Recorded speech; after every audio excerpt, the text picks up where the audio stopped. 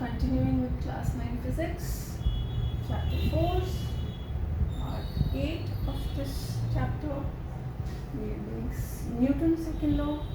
Kabhi part B. I know it's becoming too many parts, but just bear with it. Today we are taking specific examples which are dealing with relation between force and time. Specific practical examples where we are dealing with the relationship between force and time. This we have studied earlier. This was the formula for second law. Remember? Then we said they एक ऊपर एक नीचे, so they are inversely proportional. Inversely proportional को हमने फिर से revise कर लिया. क्या मतलब होता है? अगर एक चीज़ इंक्रीज होती है तो दूसरी चीज़ कम होती है. तो अगर सपोज टाइम इंक्रीज हुआ, नीचे वाली चीज़ इंक्रीज हुई, तो ऊपर वाली चीज़ कम हो जाएगी. That was meant by inverse proportion. ना हम एक एग्जांपल कौन सा ले रहे हैं कि आपकी बुक में एग्जांपल है कि एक cricket player is trying to catch a ball. Batsman ने बॉल मारा and he is trying to catch the ball. So he doesn't catch like this. Ball आई ऐसे नहीं करती है लोग कभी भी. What do they do is ball आ रही and they will do it and they will take it and they will take it like this. They will take it like this. They will never catch the ball like this. Why don't they catch the ball like this? Because अगर वो ऐसे ही पकड़ने की कोशिश करते हैं ना, इतनी ज़ोर से चोट लगती है उनके हाथ के कि वो बॉल उछल के गिर जाती है उनके हाथ से. It hurts so much because batsman is hitting with very high force, right? So अगर आप ऐसे एकदम से पकड़ने की कोशिश करोगे तो आपके हाथ पे चोट लग जाती है और आपसे बॉल गिर जाती है. While if you try and catch like this, style भी मरता है थोड़ा सा, तो स्टाइल आता है कैमरा के अंदर like this and आपके हाथ पे चोट कम लगती है. So that is the reason why they catch like this. Now the question is why do they catch like this? उनको हो सकता है फिजिक्स आती है, बहुत सारे कुमले इंजीनियर भी हैं, बट कुछ लोगों को तो हो सकता है फिजिक्स नहीं भी पता हो. So why do they catch it like this? Yeah, what instinct makes them catch like this? Or why do coaches teach them, yeah, please ball ऐसे पकड़ना, एकदम से ऐसे मत पकड़ लेना. So the coaches know the physics behind it, and now we will also know the physics behind it. So we have done, अगर time increase होता है वो inverse proportion. पर time है कौन सा time? कौन सा वाला टाइम है? जब बॉलिंग हुई, फिर मारा, फिर पकड़ा, वो सारा time? No, it's not that entire time. ये time that we are talking about is the catching time. अगर उसने बॉल ऐसे पकड़ ली तो it will be probably half a second या 1 सेकेंड. बट अगर उसने ऐसे करके बॉल पकड़ी so probably it is 3-4 seconds. यहाँ से शुरू हुआ टाइम पर कैच करना शुरू हुआ 1, 2, 3, 4. So this time is the time for which he is trying to catch the ball and get its speed to 0. Understand? It's not कि जब बॉल फेंकी उसके बाद उसने मारा, फिर बॉल आई, फिर उसने पकड़ा, ये सारा टाइम मिला के नहीं होता. It's exactly when your ball touches your hand and it stops. The time gap between that. So this time is the time while he is catching the ball, whether he does it like this or he does it like while he is catching the ball and swinging his hand, अगर वो swing कर रहा है तो, and what is it? And obviously during that time, चाहे वो ऐसे पकड़े चाहे वैसे पकड़े, he is experiencing the force of the ball. Ball इतनी तेज आ रही है, he is experiencing that force of the ball. So this is the time when you experience the force from an object. Time for which you experience that force, धक्का या मुक्की या कुछ भी, you experience that force, and the time of contact of the ball. जब तक आपने ऐसे contact में रखी है और उसकी speed 0 नहीं हो जाए. Okay. Now what is the force? Force is nothing but what जो आपको बॉल मार रही है, the धक्का, the push, the thing that the ball is giving to you, चोट जो आपके हाथ में पहुंचा रही है, that is the force of the ball. So it's force or the hurt that he gets experiences on his hand when he is trying to catch. If he catches like this, he will experience more force. If he catches like this, he'll experience less force. So this is the force we are talking about. Okay, it's not the force with which the batsman is hitting the ball or any other force. Now, what is the objective of the person who's catching? I was about to say catcher. Sorry. What is the objective of the player who's catching the ball? एक objective ball पकड़नी, वो तो है, वो तो छोड़ ही दो, ball पकड़नी है, छोड़नी नहीं है। सेकेंड ऑब्जेक्टिव इज दैट आपके हाथ पे मिनिमम चोट लगे, क्योंकि अगर जोर से चोट लगती है ना तो बॉल छूट जाती है। So the second objective is that you get less hurt. Objective is to get less hurt, कि जितनी भी स्पीड से बॉल आ रही है उसको आपको ज़ीरो तो करना ही है, ज़ीरो तो करना ही है, and you should get minimum hurt on the hand.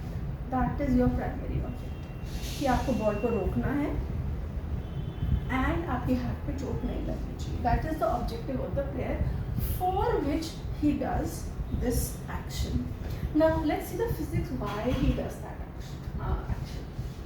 सो हमने लास्ट 7 में डिस्कस किया था कि जब भी हम इस सेकेंड लॉ की बात करते हैं, if you are comparing two things, फिर बाकी सब चीज़ कांस्टेंट कर देनी पड़ती है।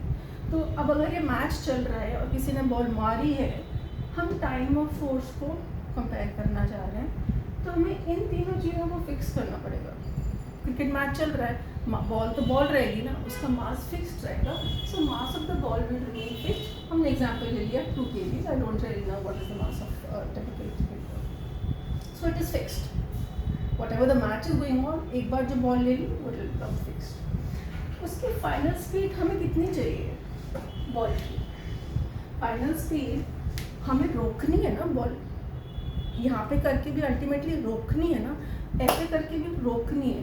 So the final speed of the ball has to be 0, it has to stop moving. Now initial speed of the ball is the speed with which batsman ने उसको मारा है, the speed at which the batsman has hit the ball. तो हम example ले लेते हैं कि हर बैट्समैन 15 मीटर पर सेकेंड के स्पीड से बॉल को हिट कर रहा है। So all these parameters M, B, then you will say you write in handwriting and you will be fixed. All and example. हमने इस एग्जाम्पल में ये तीनों चीज़ें हमने फिक्स कर दी, they will not change for this scenario. Now we want to understand what is happening to force and time. What can we do to arrange them to get minimum hurt, to get least injured? अब आप देखो, if you, the first case is what the man can do, he can, the player, he can just on this part, he can just catch the ball like this. Ball आई और खड़क से पकड़ ली, right? इसमें देखो the time of speed 0 हो जाएगी, पकड़ ली तो हो ही जाएगी स्पीड 0, मास 2 ही है, बैट्समैन ने 15 की स्पीड से मारा है, सब कुछ कांस्टेंट है। पर देखो टाइम, कितना टाइम लगाया उसने रोकने में? आई बॉल कितना टाइम लगा? 1 second, half a second. So here what happens is the time is very small. The time of contact of the ball is very small. तो क्या हो जाता है, according to the second law, अगर ये छोटा हो जाएगा ये बड़ा हो जाएगा, inverse proportion. If the time of catching, if you're holding it like this suddenly, then the time of contact of the ball will be very small, जब तक वो रुक जाएगी, and the force will become very high and you will get hurt. Do you want this? No, we don't want this. The objective was to get ball come chot, no chot. We don't want any chot. Okay, now there is a player B, very good player, Dhoni, very good, who catches the ball very nicely. What Dhoni does, he doesn't catch the ball like this. What he does is, now I will draw the diagram. उसने ball यहाँ से ली और अपना हाथ पीछे से किया, I think you can see the better diagram in the book, and ball को यहाँ जाके इसकी स्पीड उसने 0 की। यहाँ स्पीड कितनी थी 15 मीटर पर सेकेंड, और उसने अपना हाथ पीछे ले गया एंड फिर पीछे ले जाकर उसने उसकी स्पीड धीरे धीरे बढ़ाई।